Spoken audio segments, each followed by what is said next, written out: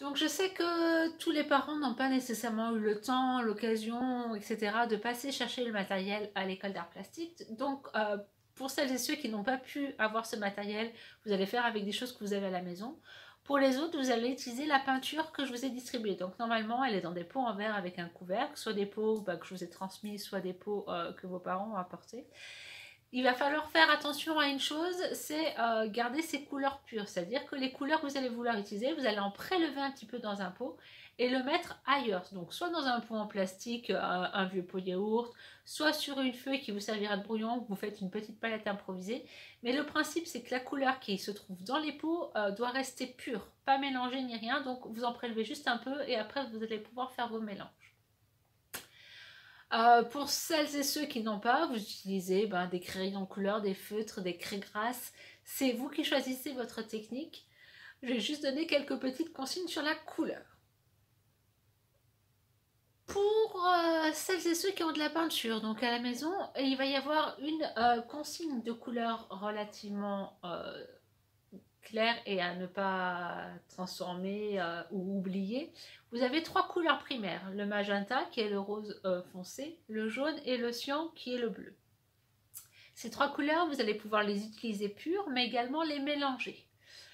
Sur votre dessin, vous n'aurez le droit d'effectuer que deux types de mélange, c'est-à-dire que vous pourrez mélanger par exemple magenta et jaune et cyan. Mais le magenta et le cyan, vous n'aurez pas le droit de les mélanger tous les deux. Donc vous pouvez, voilà, il y a une couleur qui se mélange avec les deux autres, mais les deux couleurs qui restent ne se mélangent pas entre elles. Donc au final, sur votre travail, vous aurez du magenta, du jaune et du cyan, qui sont les trois couleurs primaires, et vous aurez deux familles de couleurs. Donc si vous choisissez magenta et jaune, vous allez avoir des rouges et des oranges, et des jaunes tournesol, etc. Si vous choisissez jaune et cyan, vous allez avoir toute une gamme de verts. Et si vous choisissez cyan et magenta, vous allez avoir plus des bleus foncés, des violets. Donc ça, c'est en fonction de vos goûts à vous. Il n'y a aucune contrainte sur quel mélange vous choisissez de faire. Par contre, je rappelle vraiment, il y a une des trois couleurs qui se mélange avec les deux autres. Par contre, ces fameuses deux autres ne se mélangent pas entre elles. Pour celles et ceux qui ne font pas avec la peinture, la consigne va être la même. Vous avez le droit d'utiliser magenta, jaune et cyan, donc du rose foncé, du jaune et du bleu. Et ensuite, soit des rouges orangés et des verts, soit rouge orangé et des bleus violets, soit vert et bleu violet. Mais on ne peut pas retrouver toutes les couleurs sur la feuille. Ça, c'est très important. Et ensuite, pour ceux et celles qui sont à la peinture, vous avez le droit d'ajouter du blanc ou du noir dans vos couleurs pour en créer de nouvelles. Et puis les autres, vous avez le droit de rajouter du marron, des gris, des choses comme ça. Quelle va être la consigne maintenant ? C'est quelque chose que l'on fait assez souvent quand on est ensemble. Le principe, ça va donc être de venir mettre en couleur chacune des formes, chacune des zones que vous avez créées. Comment ça va se passer ? Vous allez choisir une première couleur, soit elle est pure, soit elle est mélangée, c'est-à-dire que soit c'est une couleur qui n'est pas transformée, soit c'est une couleur que vous avez fabriquée en mélangeant les couleurs. Et vous allez venir colorier une zone. Donc par exemple, cette zone-là, je viens la colorier en rouge. D'accord ? Le même rouge, vous aurez le droit de l'utiliser ailleurs. Par exemple, cette zone-là, je viens la faire en rouge aussi. Par contre, les zones qui sont à côté, même si ça fait partie du même objet, si ça fait partie du même flacon, il faut changer de couleur. Vous pouvez rester avec des couleurs proches. Si vous avez du rouge, là, vous pouvez mettre du orange. Moi, je n'ai pas de feutre orange, donc je vais forcément changer de couleur. Mais ça peut être des couleurs proches à la condition que ce ne soit pas la même couleur. Donc ici, une autre couleur. Bon, pas celle-là. Ici, une autre couleur. Que l'on va retrouver ailleurs encore. Etc., etc. Ça peut être juste 4 ou 5 couleurs que vous positionnez un petit peu partout sur votre feuille. Vous pouvez choisir d'en faire plus, ça c'est en fonction de ce qui vous plaît. Pour celles et ceux qui ont de la peinture, amusez-vous à mélanger vos couleurs. Par contre, je vais vous dire la même chose que si on était à l'école d'art plastique. Essayez de ne pas gaspiller, c'est-à-dire que si vous mélangez pour obtenir une nouvelle couleur, cette nouvelle couleur que vous avez faite, vous l'utilisez sur votre dessin. Vous n'en faites pas un gros plâtras et puis ça reste à sécher. On essaie d'économiser au maximum la peinture. La peinture que vous avez dans les pots que je vous ai donné, censément, elle va nous faire sur au moins 2 exercices. Donc si vous utilisez tout aujourd'hui, ça veut dire que pour la prochaine fois, vous n'aurez plus rien pour travailler, ce qui est quand même dommage. Donc vraiment, on essaye d'économiser, de ne pas faire des mélanges dont on ne se servira pas. Je vais refaire un tout petit point sur les couleurs, sur comment on les mélange et quand on mélange telle et telle couleur, qu'est-ce qu'on obtient. Et puis ensuite, ce sera à vous de vous amuser en faisant ces fameux mélanges de couleurs. En fonction de ce que vous avez chez vous, essayez de mettre vos couleurs sur quelque chose dans ce genre-là. Ça peut être une palette si vous avez, ça peut être une vieille assiette en plastique, ça peut être une feuille de papier de brouillon, mais quelque chose, un support où vous pouvez mettre vos couleurs comme ça, un petit peu écartées les unes des autres, et sur laquelle vous allez, un support sur lequel vous allez pouvoir faire vos mélanges.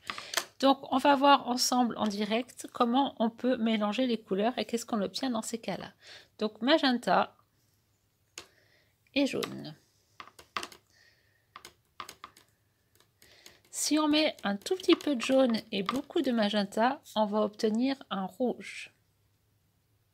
Donc une couleur qui va être proche du magenta qu'on avait tout à l'heure. Et par contre, si on met beaucoup de jaune,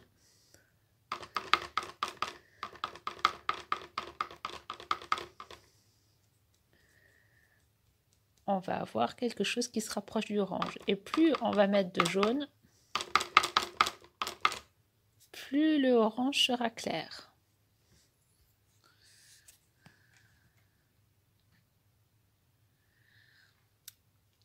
Ça, c'était pour les mélanges magenta et jaune. On va maintenant voir jaune et cyan. Alors, j'ai utilisé tout mon jaune, bien évidemment. Donc, je remets un petit peu. Jaune et cyan. Si on met beaucoup de jaune et un tout petit peu de cyan,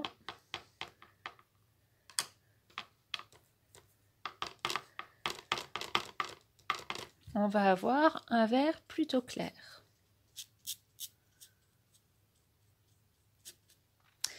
Et plus on va venir mettre de cyan, plus on va venir mettre de bleu, plus le vert que l'on va obtenir sera foncé.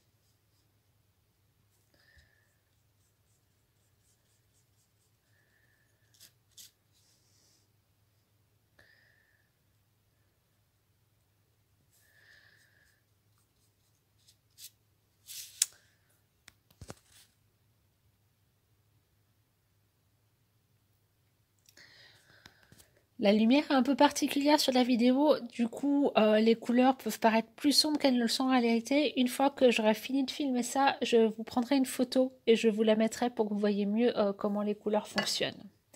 Donc, et quand on mélange du magenta et du cyan, si on met un tout petit peu de magenta et beaucoup de cyan, un tout petit peu plus,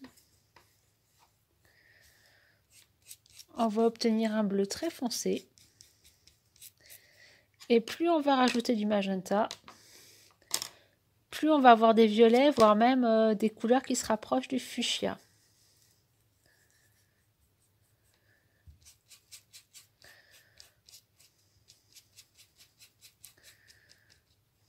Hop là.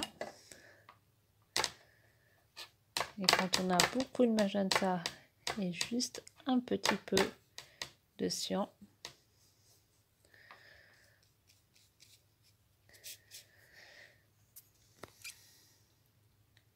du coup là je vous ai montré quelques mélanges, sachant que bien évidemment on peut créer une infinité de couleurs. Je vais finir par une couleur qui je sais plaît à beaucoup d'entre vous.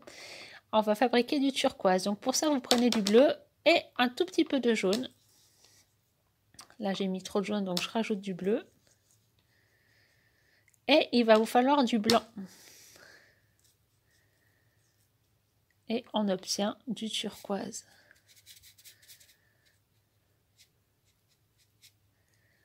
Donc voilà, pour le turquoise, il vous faudra du bleu, du jaune et du blanc.